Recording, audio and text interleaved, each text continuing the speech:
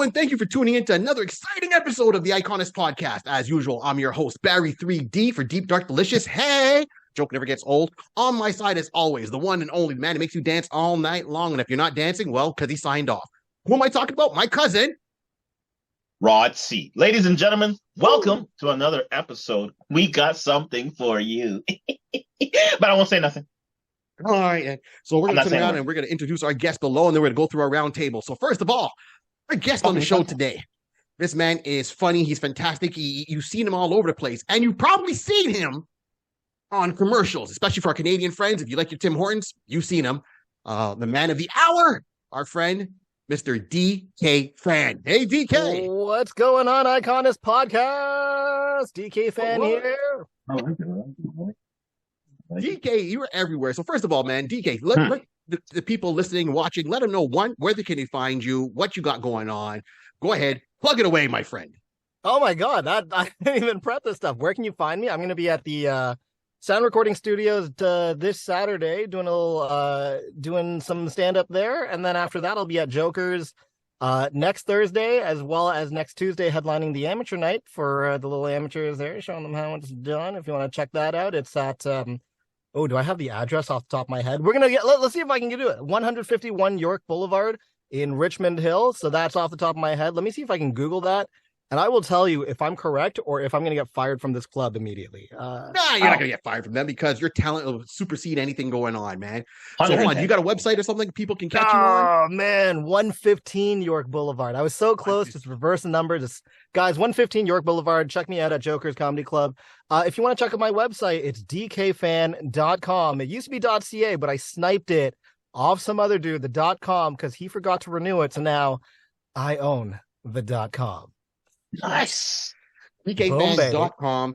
Please, everyone, keep an eye out for DK. You will see him on the screen. You will hear his voice. And definitely you will see him doing comedy. So go support, show the love. Tell him you saw him here or heard him here on the iConis podcast.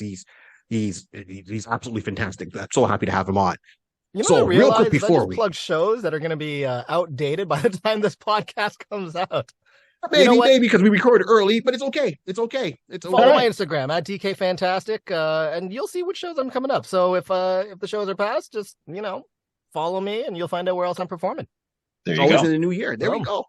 So quick, we're going to do some quick shout outs to people that support the show and help us out at times, like just by mentioning our show when they can. So first and foremost, if you want to start your comic book collection, you can either go to WoW Comics out in Kitchener and tell Wes and the guys we said hi. You can go and check out A Tale of Heroes out in Cambridge, tell Andrew the guys we said hi. Or you can hit for our friends in Montreal, Check Swings on the South Shore, tell Trevor and the guys we said hi. Another fan of the show is Miss Brandy Ford. She's got her show on 3 times a week. 4680q.com. So please just plug it in, link down below. And of course, if you want to see me, you can check out my website, barry3d.com. I post when would it be, including what's happening with the show. And you should put that in your notifications. On top of that, we also have our boys there from A Touch of Gray Matter. That's myself, Zulf Ali, and Dave Sokolowski. Keep an eye out for it. We got some stuff planning for the new year. I think we are good. And if you're planning on doing a podcast, you should use what we use, which is Podbean. So look at iconis.podbean.com. That's where you find us, and you're good to go. And also, if you're going to do your own podcast, you're going to need a graphic artist. And if you need a graphic artist, there's only one guy we work with, and it's worldwide. The one and only J Bird Digital Arts. Mr. Jason Reese, J Bird Digital Arts. Hit him up. Let him know you heard about him on the iConis podcast, and he will give you a discount on any work you need to get done. He's the graphic artist to go to. Shout him out. And once again, Jay, you're always hitting me up on stuff, man. So hi, Jay. Hope all is well and for you in the new year. Which now brings us to the show. On today's show on the iConis podcast, the icon is Talisman, the board game. We usually fan cast a lot of things on here, from old superheroes to TV shows and all that stuff. And we figured board games is a big thing that draws us in. I love my board games, and we had to bring on an expert in because he knows more than me, and that's why we got DK. There you go. DK, real quick, how'd you get into board games? What started you on that path? Oh my God.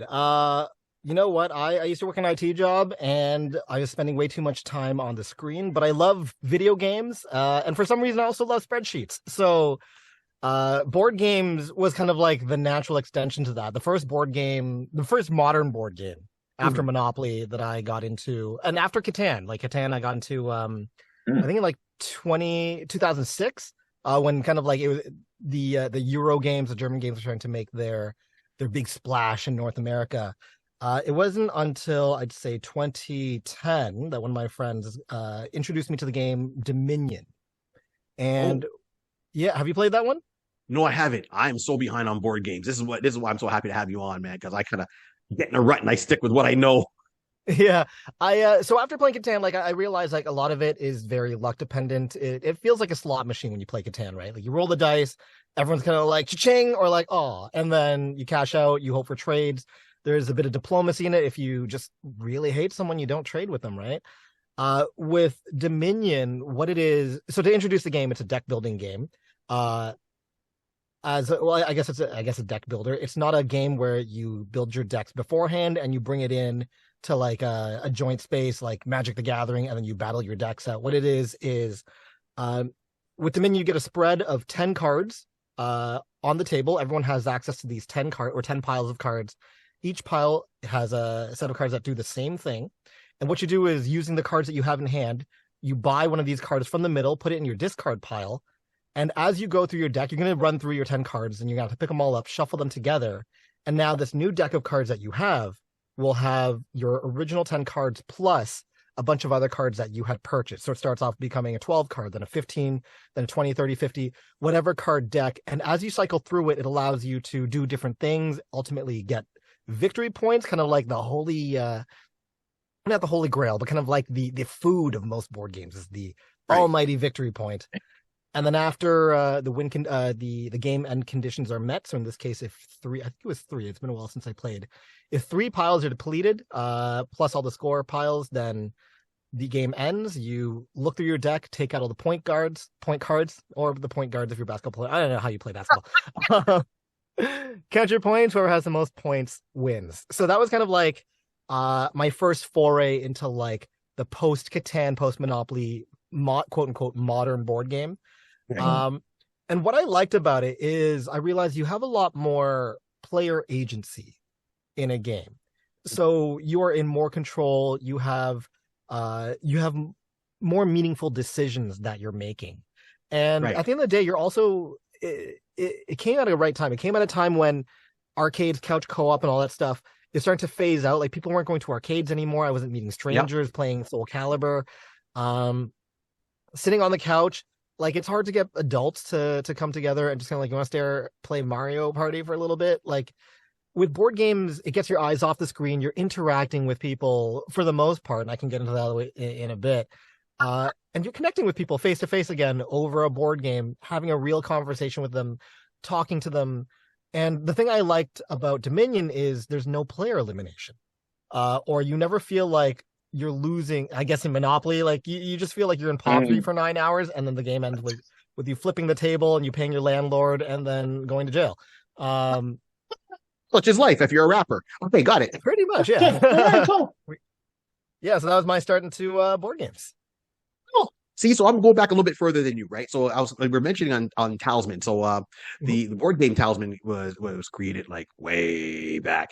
It was created by a guy named Robert Harris. So Robert Harris was the one that turned around and made Talisman the board game. It was a fantasy game, and he made back. And I'm trying to look at my notes here. I should have had this a little bit more prepared when he started. I actually read through the rules before this podcast too. Yeah, that's the rules before the podcast. We're real easy going on all this. So usually I have it there, and sometimes I'm like, yeah, and then other times like, oh, where the heck did I go? Like I'll write it down, and it's like that's where it is. Hold on, Rod will maybe find where that one came up for me, because it had so much information. So it came out. It was, it was called Talisman, the Magic Quest game. And basically you had like 4 to 6 players that could play this game. So you can do a minimum of 2, but they said 4 to 6 players that would play the game. At times we used to play it a little bit more than that. And you would pick your character. There he goes. So it got first published in 1983, 40 years ago. Damn, I'm old. Wow. That's all I gotta say. So yeah, in 1983, 40 years ago, 2 to 6 players. And they said the playing time is about 240 minutes. Let me tell you something, that's a lie, right? Because at that point, DK, it would bring your friends together. And of course, it would get your eyes off the screen. and then of course, and they had expansion sets with it. So it started off, and with Talisman, a board game, you had was one board. You had your characters. So the cool thing is you would pick your character classes. So it was pretty much like Dungeons and Dragons meets Monopoly. You pick your character. Each character had their different attributes. So you'd have one attribute for strength, one for craft, which is wisdom, which is your intelligence, and then you'll have one like 4 lives. That's everyone starts with 4 lives.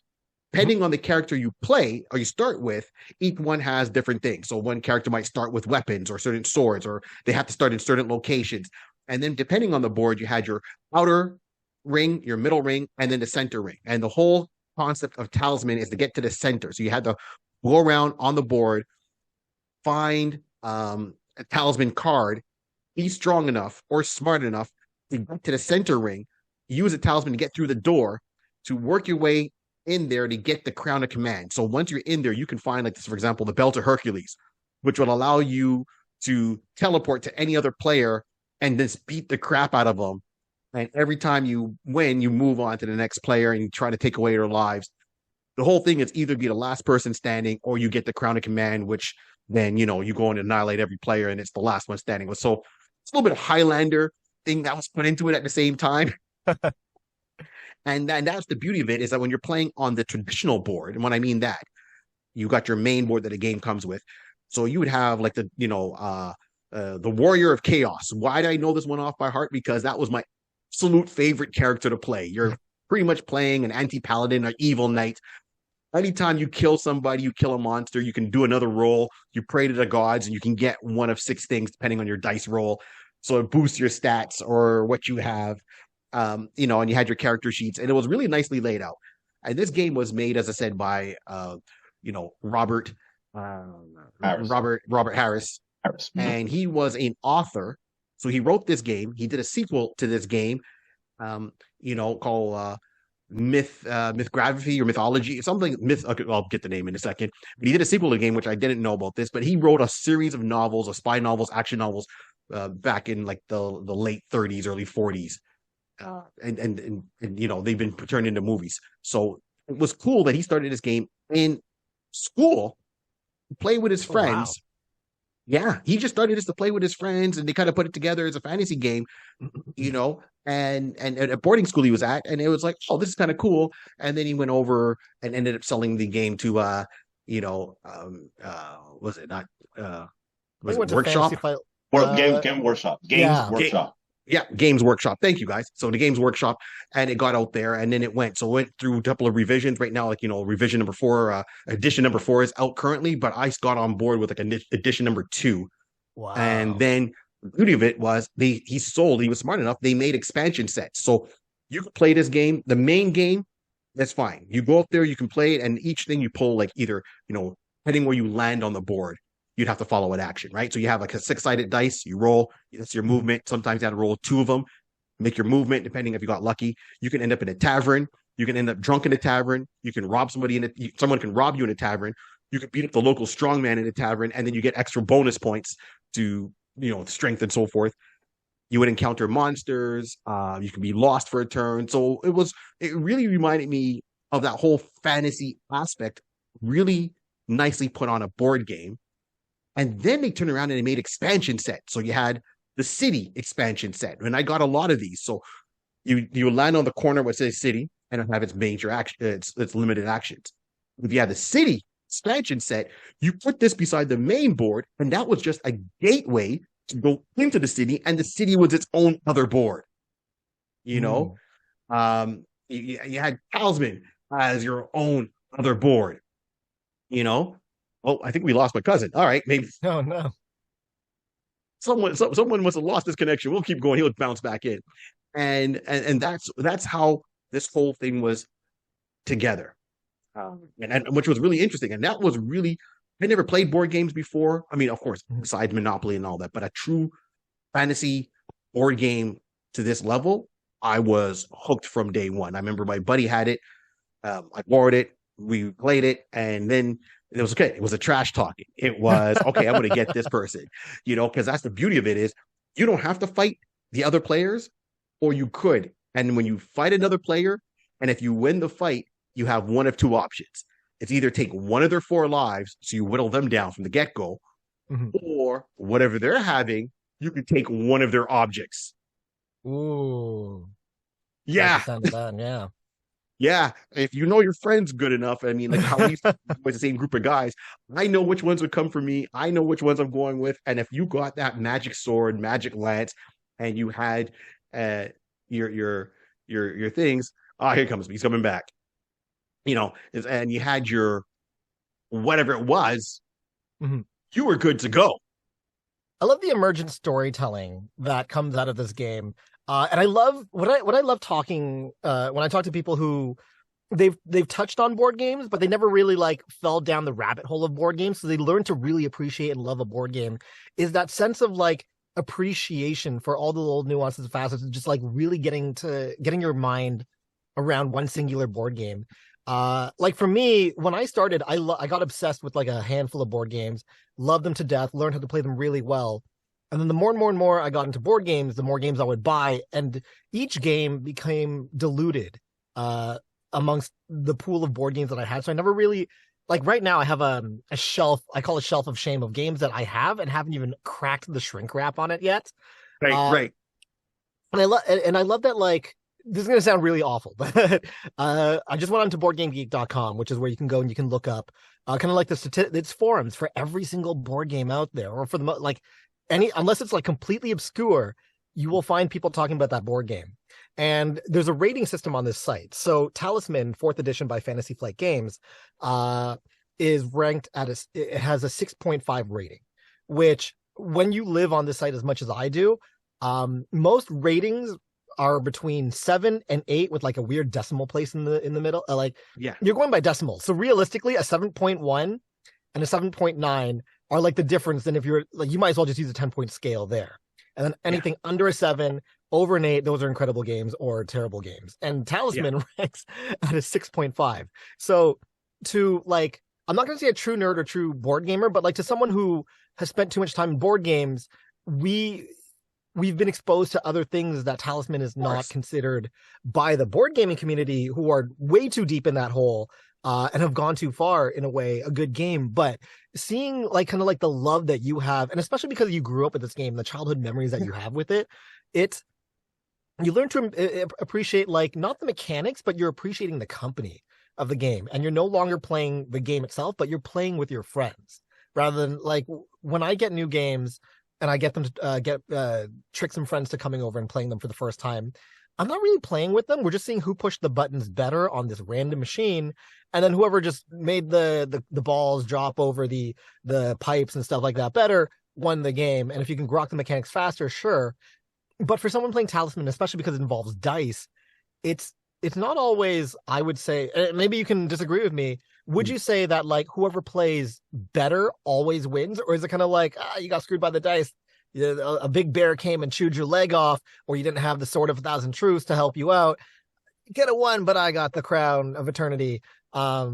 And you have a story that comes out of it. Like Rod got bitten by a goblin with like one arm and 2 eyes. But like one eye was like a bum eye, and he was carrying a sausage, and he just beat Rod to death with a sausage. And now he's out of the game for 3 hours. That's the kind of thing I love about talking to like a different range of people, like people who are not like complete board game enthusiasts, and just seeing the love they have for the emergent storytelling that comes out of a game, you know? So you know what? I'll say this. So yes, a lot of it does deal with the dice rolls. I'll say it's more of a dice roll. You have to have the luck on your side, but you try to be as strategic about it as possible, right? So, and that to me, it really more tied into how we used to play Dungeons and Dragons back in the day. Like we would get there. So first of all, we're not playing the game in 2 hours. I'm telling you right now, it's not a 2-hour game when we play. We would start and we would go all night long, early morning, crash out, sleep, get up, and continue the game as is. Like we would play this, especially when we got to the point where we had all the expansion sets, right? So at one point, you know, I had the main Talisman board, then I got the city expansion set, then I got the dragon expansion set, which added more dragons to the game. Then I got the what was my favorite one? Oh my god, Timescape. So it was a Timescape expansion set, which was loosely based off of the 40K like the Warhammer universe? Yeah. Oh, right? So wow. you'd have like a space marine with a chain, not even a sword, a chain sword. You know what I mean? So it was all drawn out. And what was cool, you have your characters, you have your character sheets with the big character card with all your stats, and then you would have another smaller one that you would slip into a little slot that you can move around the board. Mhm. So I guess we would use more of our imaginations for the story. But what I get would say strategically wise, if you look at your character's basic stats, you're like, okay, I got a strength of, let's say, 6. And this sword adds +1 or +2 to my attack. And then I got this shield. So I have a large shield. If I have to roll a saving throw, so to speak, I need to roll the basic one was like a 5 or 6. You take no damage. If you got the large shield because you got it from the city, then you can roll a 3, 4, 5, and 6, and you take no damage. So your odds were good. And then you would see, because as you start off the game, the board is fresh, as you know. When you go around, some places like draw 3 cards. Okay. If you draw 2 objects and 1 monster, you always have to encounter the monster first to get the objects. If you see there's a dragon with strength 7, you'd be like, if your strength is just, yeah, well, that's how they rated it. Hey, it was like really low, but you're looking at it because the characters only start off maybe a strength 3, some strength 4. You're looking at a 7, you're like, okay, if I roll badly, I have this large shield, I have a chance to not lose my life. Or maybe sometimes it was we would call the automatic kill. If you've gone around and you've bulked your character up, maybe you're walking around with a strength 12, and you do the math, I can roll a 1, it's a 13. That person rolls a 6, and for the dragon, we're almost pretty close. So if it's a tie, no harm, no foul. Everyone goes about your ways. You just don't get the items. But you might be strong enough that you land on top of a monster and say, well, even if they roll a 6 plus their strength, I'm tougher than that. It's an automatic win. You're like, yeah, okay. That's why I had to get the expansion set to boost up some of the numbers there, But that's like later on in the game. So we would go marathon to this game. I think people just didn't like the fact that it would take too long. But once again, when we would play Dungeons and Dragons, our girlfriends at the time say, hey, we're going out to the club tonight. And all of us be sitting here going, yeah, y'all have a good time. We're playing D&D. They'd be like, don't come back until after last call. Yeah, they would go out to the club. We would order pizza. They would go out to the club. We'd be sitting there, start a game. Club's done at Montreal. Last call is at 2:45. Yeah. Right? 3:00. They get back at 3:30 at our buddy's place. 4:00 in the morning. They're looking at us and we're all like, what's going on? Make a decision. And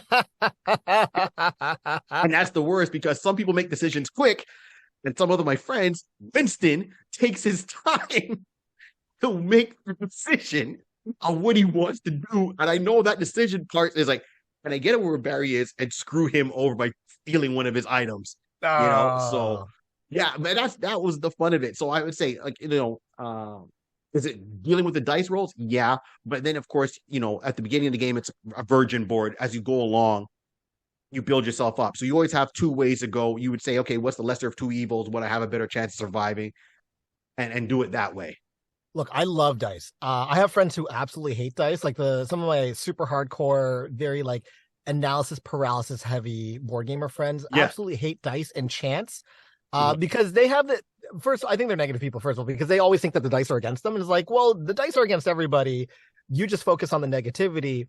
But to me, I think the dice are a storytelling mechanism. If you can learn, if your mindset isn't all about like, when you're playing a game, there's a really great quote. I'm trying to remember who said it. I think it was Vlada Shavato. I'm going to look it up. It's board game. The goal of a board game is to have, the point of a board game is to win the game, but the goal of a board game is to have fun.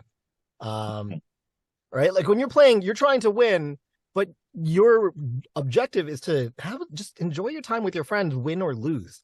And I mean, I'm pretty sure I fudged that quote a little bit, but if you're playing a board game purely to win and nothing else, the people around you aren't going to have that much fun. And to me, if I roll, I was playing a game called Twilight Imperium. It's a 12-hour long game it's like a space opera. You have your space empire and you go out and you try to, it's like Risk, but with like a textbook for rules.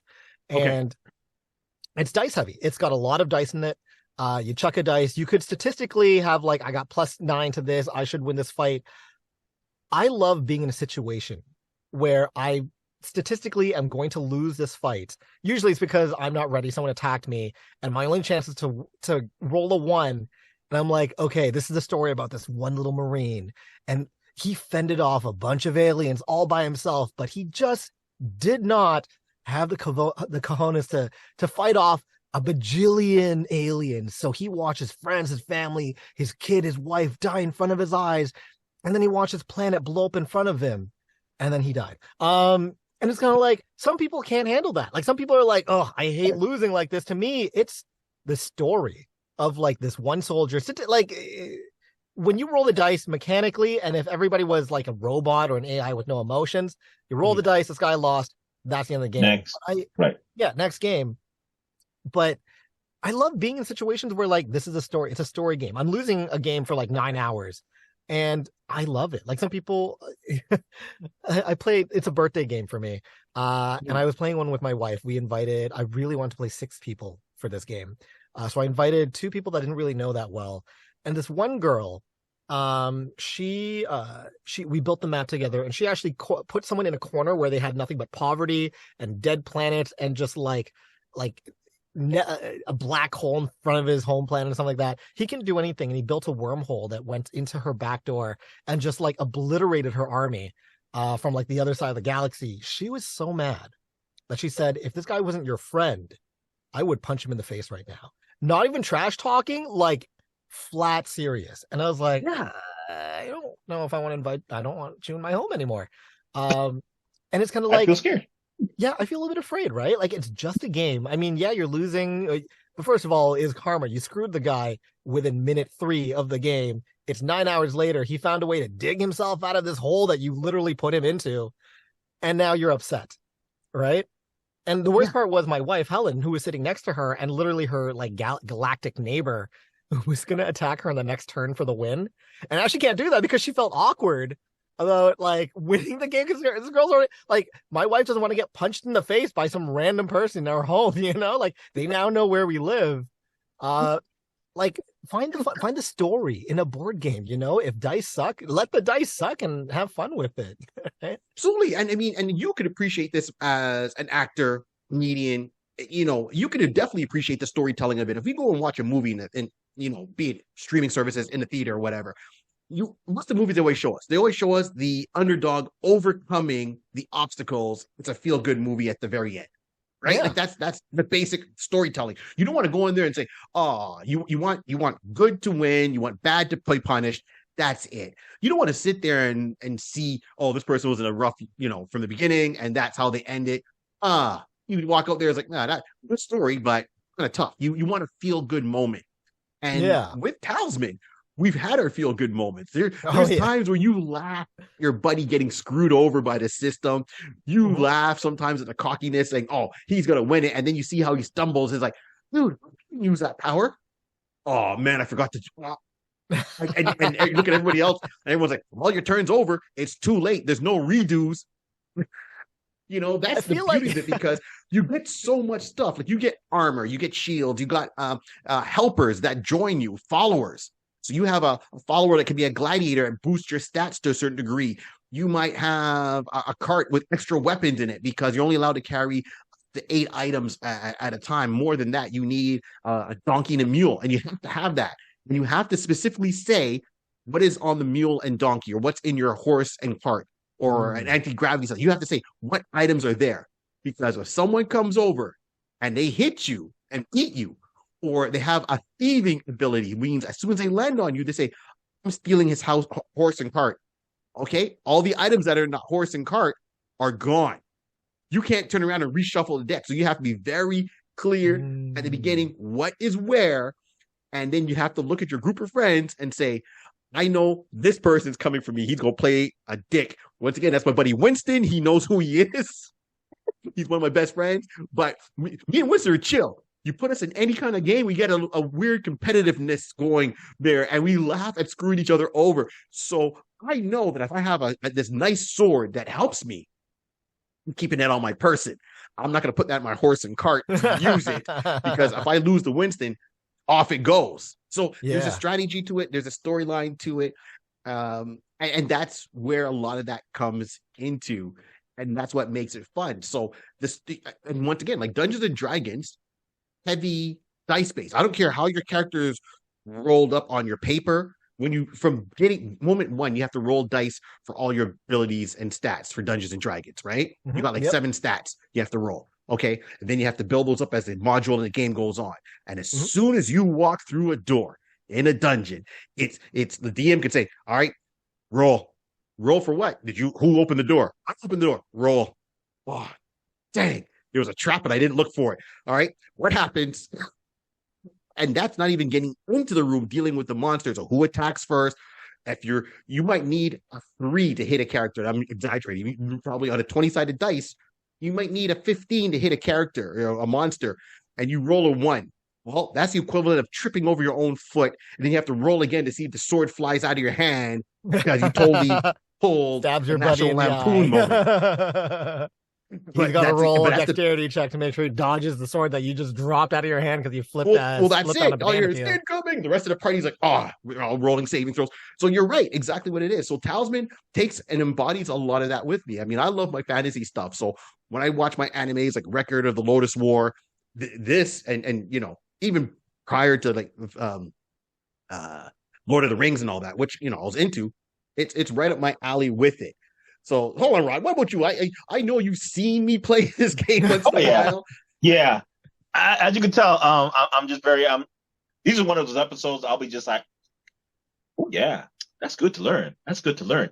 Yeah, I played board games back in the day with Barry, not as often as you guys, but I do know the fun it is. I will admit, the creativity aspect of it is a lot of fun. Now in my older age, my creativity would be far better than it was back then because I would probably be worse than Winston trying to figure out what do I have again and how do I use it. Now I will know, roll a dice, have my sword. If anything, I got the shield by the mule, make sure I'm close to the mule, that kind of scenario. So maybe I can make it sound like I can play, but I'm sure I'm going to go in there like saying, I don't know what to do. And I got beat with, no, that's the best part. I frequently roll crummy characters in D&D. Like, even if I get like the best dice rolls, I'm just gonna be like, well, this guy is now afraid of heights, or he's really awkward around people of the opposite gender, or he's like, they have to have some sort of. We played I think the last campaign I played, we did one where we were 4 clerics and all of us had our dungeon master gave us this house rule where we could all take an extra feat, but we all had to take like an unfeat. So we would take like a special ability and have it do the exact opposite of the benefit. So I actually took one where it was like unkeen mind. So I had like a cleric, like a guy, he's basically a doctor. He's a healer who is dumb as mud. And I loved I just gave him, for the fun of it, I gave him a bum leg too. He limped everywhere. Like he had like, and for like I gave him like the whole New York accent. He was like, my sciatica, I can't get this healing spell off of it. What is happening? Right? Are we lost? And then it's just like, it was so much fun to play. We failed everything. I think at one point we were trying to tax the civilians for having extra candles in their windows because it's a fire hazard. And I was like, I wasn't even doing any good in the world, even though my character was like a lawful good cleric. He was kind of like, you got to follow the law. Listen, my sciatica's acting up again. My knee and the bum leg. I got a hernia. I love playing these just like hyper flawed character because it builds a story. Like when you have the story, it's like stand up. When you have someone who's just like a robot, who's just their life is great. It's like, you can't go up on stage and like, well, I got a raise and I make more money than you. Basically, what is it? The situation when he was doing stand up is terrible, right? You can't just brag or be better than people. I love when you have people who are inherently broken or flawed or problematic in some way. It's such fun storytelling. When you get yourself into situations like movies would end if kind of like, well, this guy met a girl and they got married. There's no chase at the airport. There's no misunderstanding in there. Right. Or even, when you talk about Talisman, you're like, your buddy forgot that he had an ability. I imagine that scene from Iron Man. I think it was Iron Man 2 whenever War Machine gets introduced and he does the thing with his hands where he spins around and then the other dude's like, why don't you do that from the beginning? Is like, if this was a board game, it's literally because he got too much gear and he forgot. He forgot that he had this stuff. He didn't equip it. He didn't read his character sheet. It was like, I guess I probably could have done that from the beginning. Or maybe he's hoarding the spell slots or saving mana or whatever it is for the next encounter that might not happen. So exactly. And this is where the fun comes in for me. So, as I said, you start off with your basic characters, and your characters are basically, it could be a fighter, a ranger, your normal archetypes in your fantasy worlds, right? You got I said mine was the warrior of chaos. You had elves, you had centaurs, you had Valkyries, Amazons, and then you had your warlocks, your sorcerers, your necromancers, pirates, Space Marine, because if you got the Talisman board, you got the Space Marine that which was for the Warhammer 40K, 100%. A piece of Gods of Games Workshop. Yeah, this was to me. Come on, it was fantasy. It was He-Man at the same time. I'm like, I'm living my life here. And then they would give you extra classes. So what I mean is, and of course, all characters you would pick would have an alignment. So the character I picked was chaotic evil, and depending on the weapon you get, some weapons or spots on the board cannot be some characters, like if you're lawful good, you can't land on this spot. If you land there, you automatically lose a life. So you have to force to go the other way. If you're chaotic evil, you might gain a life from landing on there. And then they have what I call Bible thumper walking into a CD bar, and he's kind of like, "Oh, there's too much debauchery here, my heart." Yeah, exactly. That's exactly how it plays out. And then you get the other classes that were on top of it. So when you got the city board, they gave 4 other. They want to call them classes. They called them and not abilities, jobs. Right? You would go and you would get a job position. So one of the jobs you can get would be. And this is now added bonus onto your basic character. So you become, like, for example, one of them is the King's Champion. And you would get extra abilities on top of your abilities because now you're the King's Champion. But you had to find the card of the king walking around as a beggar, give him a gold, and if you rolled like a 1 and a 6-sided dice, then you become the King's Champion. Regardless of what your alignment is, it changes your alignment to good. So if you're evil, you automatically become good. So if you had weapons that were only because you're evil, it burns. Another one in the city was the sheriff. Then there was the master thief. And then, of course, the last one was the high mage. So the high mage, you automatically get spells constantly, regardless of what your wisdom is. You can have X amount of spells to cast these magic spells because now you have that. So if you were an orc, for example, or a troll, I think the troll had like a strength 7 and he had a wisdom of 1. Like we used to say, dumb as dirt. And you go into the city and you get the position of high mage. Well, you got a strength of 7, and all of a sudden now, as the high mage, you're allowed to have 3 spells. You're dumb. You're automatically allowed to have 3 spells and use them without flaw, which makes it even tougher. So this is what we would get into, is like you start your basic thing, work your way up, get into the city, and then the city had its own laws. And one of the craziest laws was you're not allowed to be broke in the city. It just sounds like Toronto at this point. It is Toronto. You're not allowed to be broke in the city. It's illegal to be broke. So what would happen is if you walk in there and you had 1 bag of gold left and you spent it on anything, you automatically get a warrant.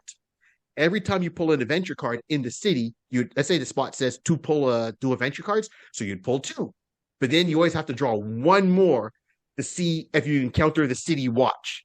So if you say, "Oh, I found this item, and I found maybe giant rats are about to attack me," and then you pull the city watch would automatically supersede those. You'd have to fight them. They might have a strength of 12, so to speak, and you're like, "Holy crap, I can't win." If you lose a life, and then they take you to jail. And then you have to roll your dice. Either you have to pay the fine to get out of jail, roll the dice. How do you pay a fine? Well, that's it. So if you're broke, this government is rigged. It's not going to happen because you can get it. You also can get a warrant if you fight in the city. So let's say you run into a monster within the city and you fight. Even though you win, that's illegal action. You automatically get a warrant. This is a rigged city. This is a terrible. It's Toronto. It's Toronto.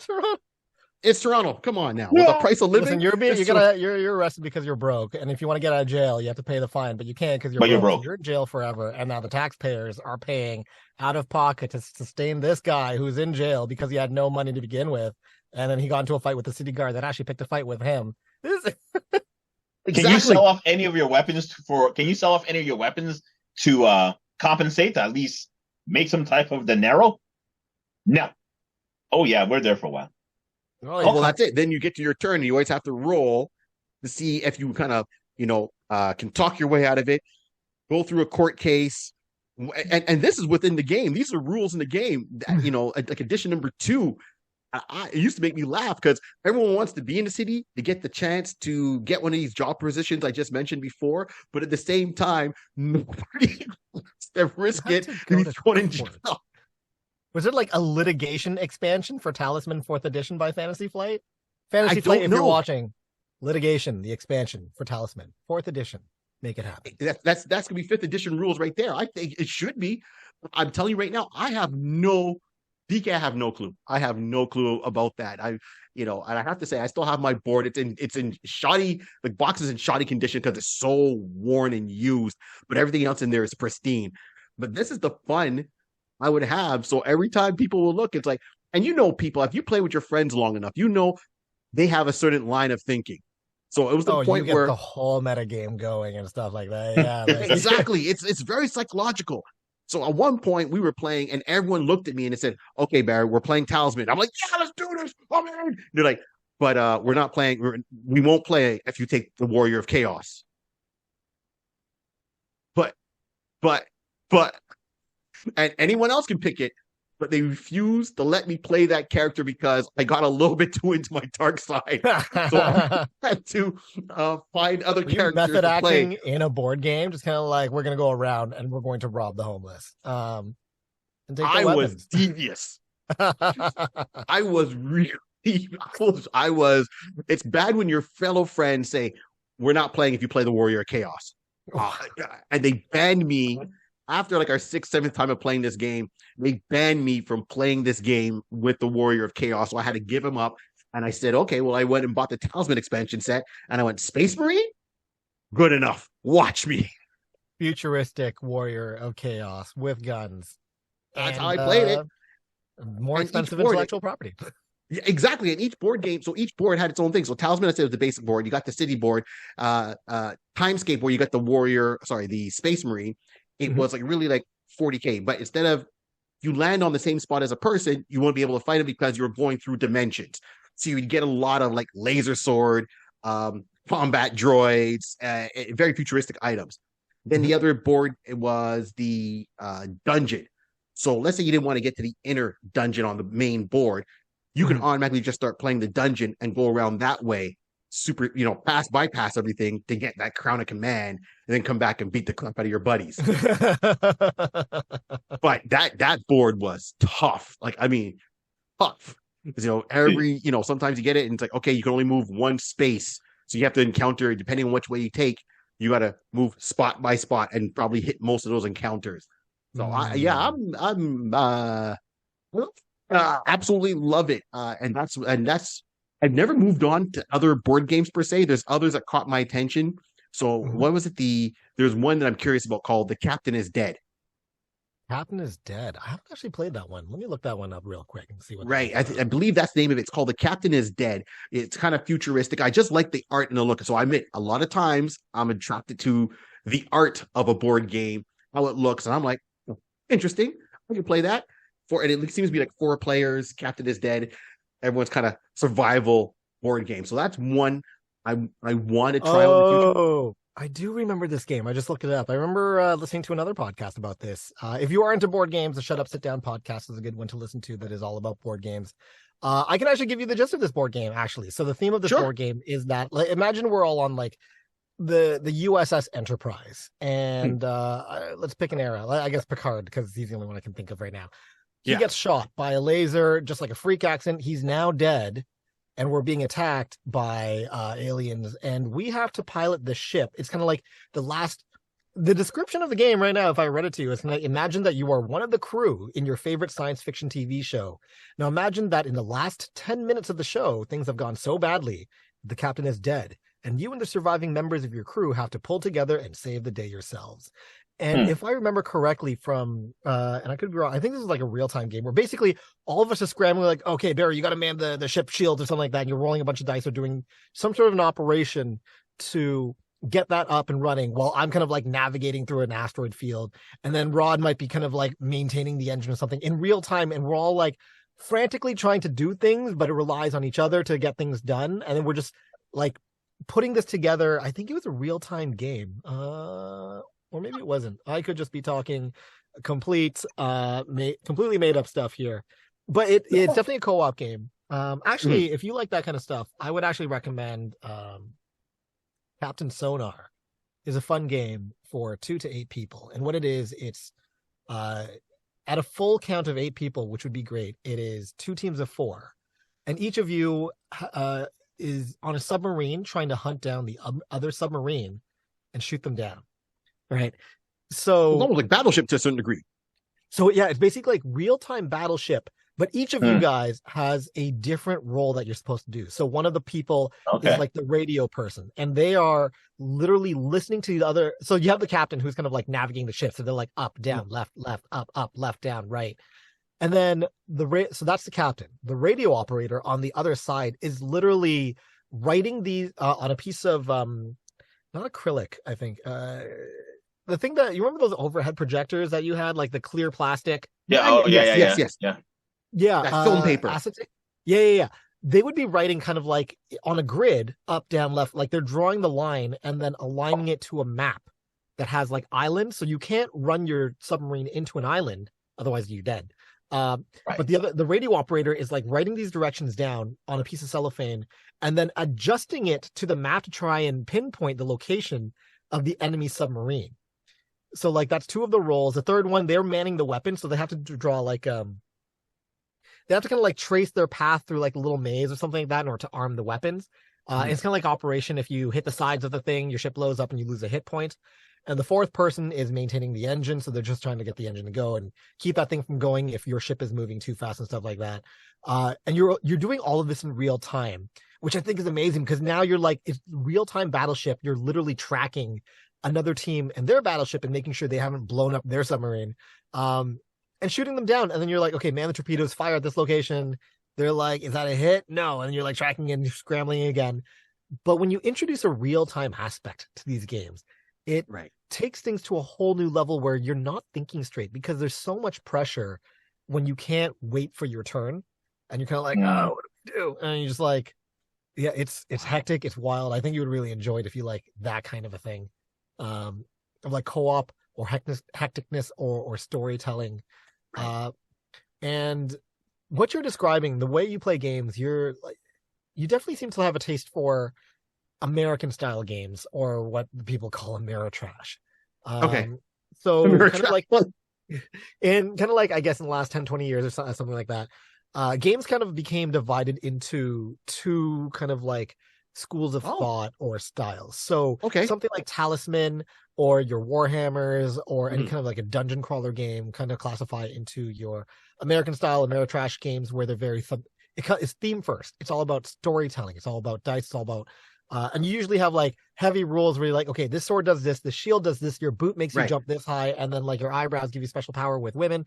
And then it's very dice heavy. It's a lot of luck. It's not always who plays the best, but how can we make the best story, in my opinion, and other people will argue with me on this. Then you have your Catan type, your Euro games, which are a lot more focused, I would say, on building an engine or whoever plays better wins the game. But for some reason, I don't know why, Euro games thematically are the most driest, boring things out there. Like my favorite one of my favorite Euro games is called Concordia. It's literally trading herbs and spices in the Mediterranean. It's kind of like, I'm going to move my boat here. I'm going to open a port. I will trade these spices and a vase for $3 to $4. And that's the whole game. And mechanically, it's amazing. But like a lot of these games kind of like share this really dry theme. Like one that I play with my wife on a nightly basis called Castles of Burgundy. It's literally, I have a piece of land, a castle in the middle, and most people think castles are cool. The castle is 1 tile that gives you an extra move, and like on your turn you can choose to either put sheep on the board or put a monastery on the board or put a carpenter on the board.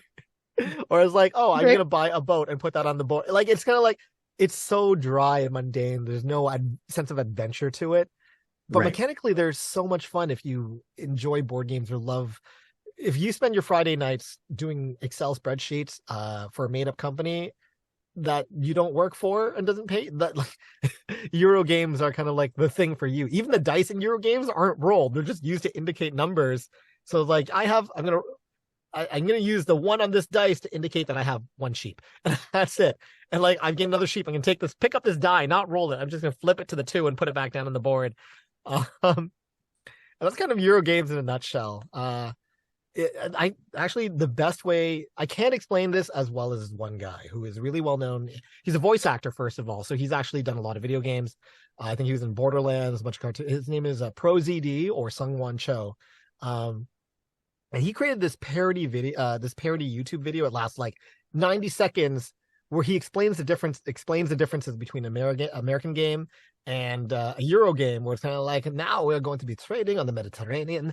You're going to take these dice, you will not roll them, and then you will put them on your board to indicate the number of sheep you have. And it flips over to the American side. It's like, all right, guys, we're going to play Warhammer the Gathering. You're going to take these 1,800 dice, chuck them, find all the 6s. This is going to be your roll to hit. Now we're going to do a roll for damage. So count the number of 6s that you rolled, re-roll those dice, and find the multiples 3 to 15. Then add your 18 modifiers from your sword, your shield, and what color the sky is that. And it goes back and forth. And it's kind of like, oh my God, this guy is a genius for coming up with this stuff. And it just properly illustrates like the bulky, unwieldy fantasy, like the rock and rollness of an Ameritrash video game where you're going around guns blazing and shooting up an army of kittens and dogs with rabies and a raccoon, versus like farming and mowing your lawn on the Isles of Man in Ireland, something like that, right? So I don't even know where the Isle of Man is, if that exists. I don't even know where Ireland is on the map. That's probably somewhere in like Southeast Asia.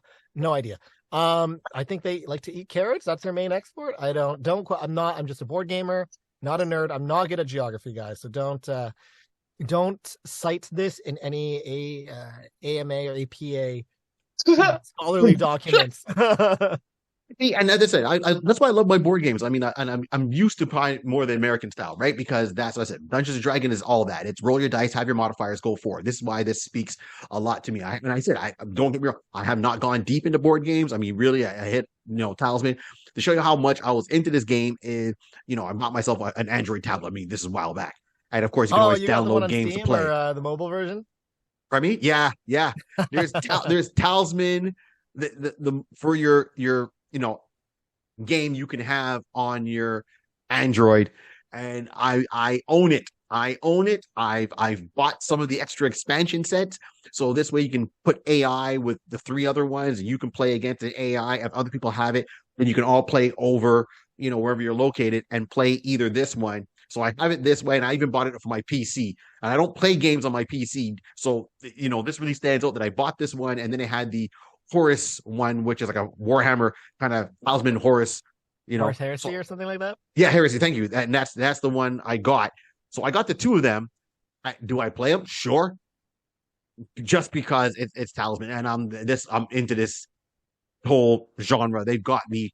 I'm a full mark. I'm hook, line, and sinker for this stuff. So I'm not even gonna lie, but that's I'll sit there if I'm sometimes if I have to travel to a show and I'm not driving or whatever, I'll pull it up on my tab and everyone's doing their thing. What are you doing? Don't worry about it. How to get this sword? How to get this roll dragon? Together. I literally keep a box of small box board game, like a bigger box of board games. Like they're all like a box of tiny boxes of board games. I have like 9 or 10 tiny box board games in a bigger box in my trunk. At all time, if there's ever a situation where I can just sit somewhere and play a board game or introduce people to like board games outside of not Talisman, outside of Monopoly or Catan, just kind of show them that like even a deck of 16 cards. It's one of my favorite games early on my career, my board gaming career. It's called Love Letter, and it's just 16 cards, but it's such a great game. I introduce it to people when I go on like resort vacation and stuff like that. Really easy to teach and stuff. Really simple to get, and it just kind of opens people up to like, oh, board games can be more than just roll your dice, move your mice kind of thing, right? Where you absolutely don't have player agency and stuff, and there's a little bit of a thought process to it. And what I love about board games now is it's becoming more and more of an art form and a theme, and theme for some board games are really kicking in. There's also a lot of games that are about colonialism, and that's starting to see kind of like this whole reckoning of kind of like, we're playing a game that's literally about colonizing like another country and having slaves and stuff like that, but they're just being represented by like these little brown cubes on the thing, and you dehumanize people. But now more and more people are becoming aware of that, and they're either fighting back or it's becoming a talking point, and people are creating games to kind of like to introduce a narrative to that and actually kind of give, I mean, not to bring in politics, that kind of stuff, but it's bringing in a political side to it. Like recently, actually, there's a game that I actually just bought an expansion for, and I think it's really cool commentary on it's called Spirit Island.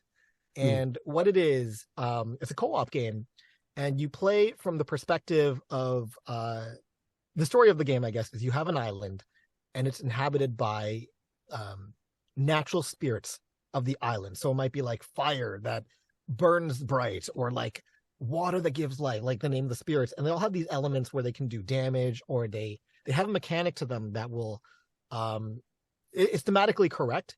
And then in the island itself is inhabited by natives, and the goal of the game is people from mostly European countries. So the game is about literally white people, and they're represented by white pieces of plastic showing up on your island, killing off the natives, colonizing it. And by colonizing it, they are destroying the land, adding blights to the land.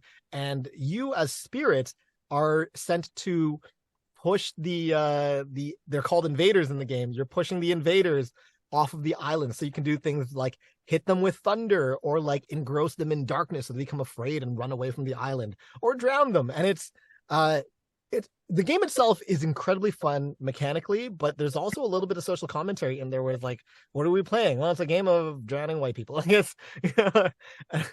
And it's there's so much social comment. There's another game that I had my eye on called Votes for Women, and I'm learning about how that whole thing like little bits and pieces. I didn't really read too much into it, but apparently it takes historical fact and turns it into a board game where like people were trying to ratify, oh God, what was it called? The whole like women's rights movement, stuff like that.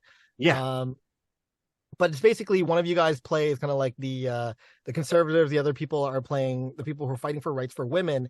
And then what I learned just from like skimming over the rule book was that the side playing the women's rights movement has two colors, one which is represented by orange cubes and one which is represented by purple cubes.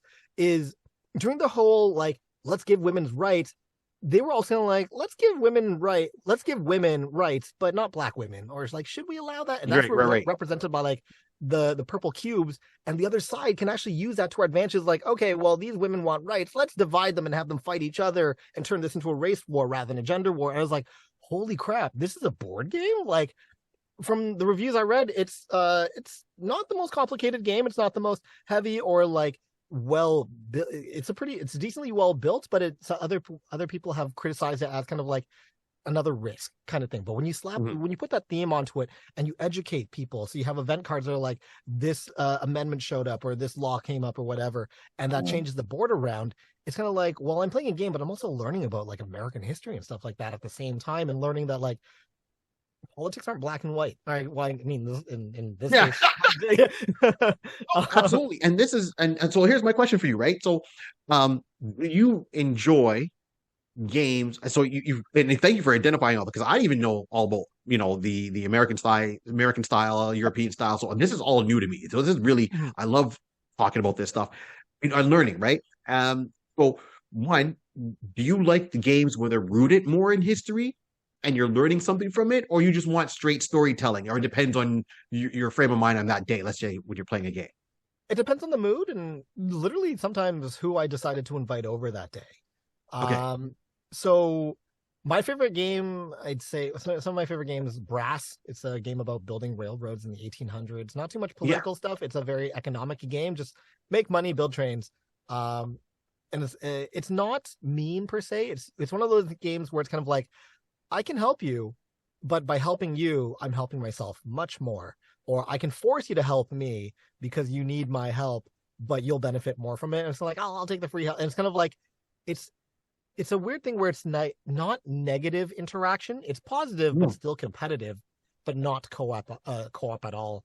So that's one of my favorite strategic games. though. It's still very strategic because you're looking from your point of view and saying, okay, no matter what, you're going to interact with somebody and help them, so to speak. But how are you going to help them? You know what I mean? Yes.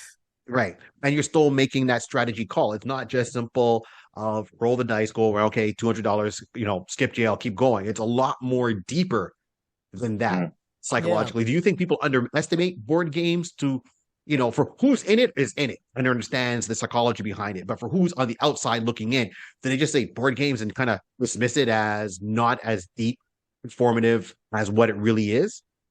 You can learn, I think, a lot about people by playing board games with them. And like, depending on the caliber and what you're trying to achieve out of a board game, like there's board games that I'll play with board gamers to play their mind. There's board gamers I'll play with people to play their personality. There's board games I recommend to people to play on a first date and to do some storytelling. Like there's a game called Gloom. One of the first board games I got. Is it the best mechanically great game? No, it's literally like this card has a number on it. Use it to add another number. Just like you're doing basic arithmetic, and it's almost kind of like as simple as playing war. Like it's kind of like you can hurt someone by X amount or give yourself X amount of points. But the caveat of that game, which is why I recommend it on a first date a lot of the time, is every card. The premise of the game is you are playing a family of 4 people, not always a nuclear family of like mom and dad or 2 kids. It could be like a butler, the rich guy, and like his two business partners or something like that, but they're related, or his 2 brothers. And every time you play a card on it, there's a story on it. So you're trying to have the most miserable family in the game. So it's kind of like, and Uncle Todd was bitten by bats and now has rabies. But it'll just say like bitten by rabies or like bitten by bats or something. And it's up to you to try and flesh out this entire story based on like a little prompt. So you try to say bad things that happen to yourself. You try to make good things happen to your opponent. And when I played it kind of like in the early days of my board gaming phase, where I was also doing a lot of raving and clubbing and just kind of like refining myself and stuff like that, I found friends who loved to party, and I would never think they're into board games, but it turns out they're into board games. So after we're like drunk at 3 a.m., we're going back to like one of our places, and we're just like coming up with like the most wild, obscene stories. And it was a mixed group. It wasn't just like a bunch of dudes. It's like guys, girls, and stuff like that. And we would just play Gloom sometimes in teams and stuff like that, and just group storytell, kind of like, oh yeah, and then Jimmy fell down a well and then he broke his leg, but he's okay, except now he has gangrene and his dog left him. And I was like, I can't, like, friends would come up with stuff like that, and I would not expect this kind of like stuff coming out of their mouth. Like you expect it out of a comedian or an artist, but when you expect it out of like an accountant or an engineer, or like someone in finance or something like that, and they're not typically known to be a creative person, they're like, what did you just say? That's amazing and great, and you're nuts. And you build this friendship with people when the rule sets are simple and the creativity is there. It brings people together, I think, which is the main reason I play board games. It's like the beauty of it is you're bonding with a person again, kind of like the way you did when we were like 5, 6, 8, 10 years old, didn't have internet, had to sit down with each other on a Nintendo. And realistically, the story of any game is kind of like, well, this Italian plumber is kicking turtles around and doing animal abuse.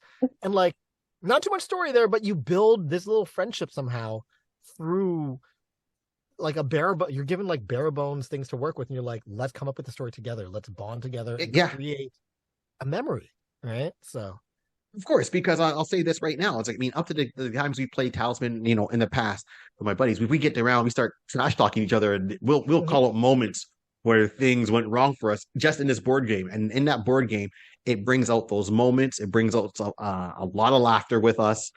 No one's like, flip the tables, I'm out of here. You know what I mean? Or if we weren't friends, I'd punch you in the face. We never had. So we would sit there and laugh at the moments we shafted each other.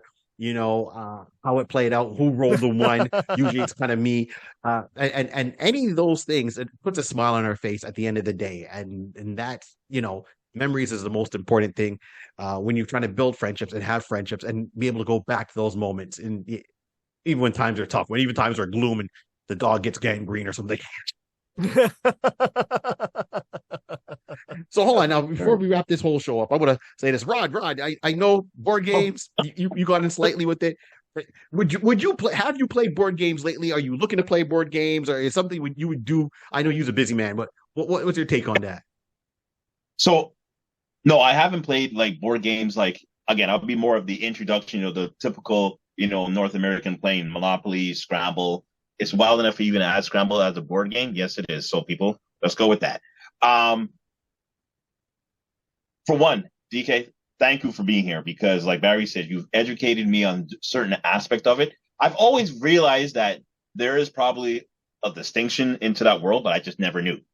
I will say, like Barry was saying earlier, my mind was like listening to what you're saying and realizing it's more of the mechanics, mechanical structure. People who like mechanical structure, they'll be more of the Euro type of, roll of dice, and it's they just accepting that. I personally thought that they were one and the same, realizing they're separate. I like the storytelling. I'd rather go with the storytelling and having more fun with that because you have more creative extension with that. You have more fun. You could just be, you guys, anybody can probably come in and see be given the same bullet points, but come out with two different stories. Right. That's the great thing about it. You can have fun, and like you said, you can hear Timmy fell down a well. I wouldn't think that he would have broke his leg. I would probably say he messed up his shoulder on the way down as one of the bricks I was stepping on sticking out, took it out, gangrene in his shoulder. Nah, now his eyes is all got contaminated water, all inside. He can't see. He's trying to get out, but all it is Timmy fell into a well. But I came with another story. Yeah, we got a messed up eye. I like this. So yeah. I can't swing from my right. Torturing Timmy a little bit. Oh, man, so we definitely got to get together and play a game. All right, so DK, I'll leave you on this one, man, real quick. So if I had to introduce Rod to a game, and this is once again, it's all opinion, people. So I know everyone listening or watching might have their own opinion, but I'm asking DK because he's a guest. What game do you think I could introduce Rod to that he might like, out of your opinion? What's a good, or people listening or watching, what's a good intro game, be it for either for me who likes Talisman or Rod who likes more of the mechanic thing? What's two intro games that we can play? For you two specifically, is it just you two, or is like a group where you can play with your friends and stuff like that and have a... Okay, let's just go with us two and we'll introduce friends. I mean, they're following line, but let's go with us two because I know we have two different dynamics here. So okay. Oh, that's tough. That is really tough. I would say I'll give you three. So one game that I always recommend to people just for mechanics is theme-wise incredibly boring. It's called Azul. The pieces feel really nice. They're very tactile. They're made of... I heard about that one, yeah. Yeah, the theme is you are literally... I don't remember what the actual theme is, but I call it tiling a bathroom in Portugal. The Portuguese are known for making like ceramic tiles of the game. You're, I guess, tiling a ceramic wall or something like that. Theme is boring. Mechanically, incredibly good game. Really easy to teach. Great way to get people into it. If you want something kind of a little bit more on the battling side, a fairly inexpensive game to get people into is called Star Realms. It's made by the people who created, two of the people who were involved with making Magic the Gathering or were designers on it. Self-contained game. You don't have to spend like a mortgage to have a competitive collection. It's $15, a deck of like 100 cards. It's a deck builder game. And what you're doing, it's you're buying cards from market, shuffling them into your deck. You play a certain amount of cards, and you either get money to buy new cards, or you hurt the other person, or you heal yourself. So it's a really good one-on-one back and forth kind of a game that's fairly easy to teach. And then for a group, if you want to have kind of like emergent storytelling come out or have people actually interact with each other, I would recommend Avalon, which is it's a hidden identity game. So these games are a dime a dozen right now. Avalon is, I guess, kind of like the most it's one that's not offensive to anybody, or I don't think it's offensive to anyone. It takes place in kind of like the King Arthur times, where you have, let's say you had a group of like 6 people. I can't remember. I think it was like 1 or 2 people. You're all going out slaying monsters, stuff like that. 1 or 2 of you guys is the bad guy, and you don't know who the bad guy is. So you're all accusing each other of being the bad guy. Every time you go out for a mission, you put in a card that says pass or fail. Obviously, the good guys are going to be like pass. And the bad guys, if they are invited to go on the mission, will be fail, or they might say pass for now and fail later. and the bad guy's job is to try and fail 3 out of 5 missions. The good guys are trying to pass 3 out of 5 missions. Okay, So gotcha. it's up to so really good at like, if you're the bad guy, look me in the eye and say you're not the bad guy. And I don't know how good of a liar Rod is. He might be like, I'm not the bad guy. He's got this big stupid grin on his face. Like, what? I was like, no, I'm the good guy. Or like, you accused him. He's actually the good guy. And now you two hate each other for the rest of like the 2 hours or something like that. And you play it over and over, and you start to those hidden trader games. I'm personally sick of them, but I'll play them still because they're still fun. When you sit down, you're like, all right, let's do this. You learn a lot about your friends. You learn who is a bold-faced liar, who is like, you can't be trusted. You are a bad person, and you looked me in the eye, and we break bread together, and you lied to me, and I believed every word you said, and you turned me against my cousin. Avalon, I don't know what you're talking about. Yeah. So Oh my Avalon's God. a great one. If you want a variation on that, there's another game called Resistance, which is a reskin of Avalon. There's one called Secret Hitler. Same thing. Someone's secretly a fascist. Same theme, slightly different mechanics, but overall it's kind of like 10 people, 2 are bad guys, figure out who it is kind of thing. Okay. Yeah, Okay. 3 games to recommend to you people out there on the iConis podcast who are watching this. Appreciate Awesome. that. Good to know. Once again, DK, thank you for coming on the show, man. It's a pleasure always either sharing the stage with you, having you on this podcast for the first time, and definitely would love to have you back on again and talk more about this stuff and learn more. You know where I stand on this. I'm still with Talisman, the board game. That's my go-to. I'm going to make it my personal mission now to dethrone that game. It's a good game. It's not a bad game. Don't sue me, Fantasy Flight. But No. But this is why I had to have you on because, I mean, let's put it this way. It's like me wearing bell-bottom pants right now. It's a little bit outdated, right? I've got to expand my wardrobe. My wardrobe can't be full of just bell-bottom pants. I've got to have more in there. So this is where DK comes in. So picture Talisman as bell-bottom. I'll still rock them, but I need something more than one pair of pants. So I know when you see me on screen, you only see me from the waist up. That's okay. All right, fine. Imagine bell-bottom pants. So this has been the iConis podcast. We've talked about the Talisman. We've talked about other board games with our great guest, DK Phan. Please look him up at dkphan.com because he just nailed that. Good on you, DK. And as I said, you can see him everywhere from stage, performing comedy, to acting, to voice. And once again, if you look him up in the Tim Hortons commercial, when I saw him there, I was like, yeah. Good on you, dude. Get that Tim Hortons money because in Canada, that means a lot. Free coffee for life, I guess. Once again, this has been the iConis podcast. I'm your host, Barry 3D, along with Rod C. Our guest was DK Phan. And as I always say, this whole world was created by a pencil, a piece of paper, and lots of imagination. Keep on dreaming. Out!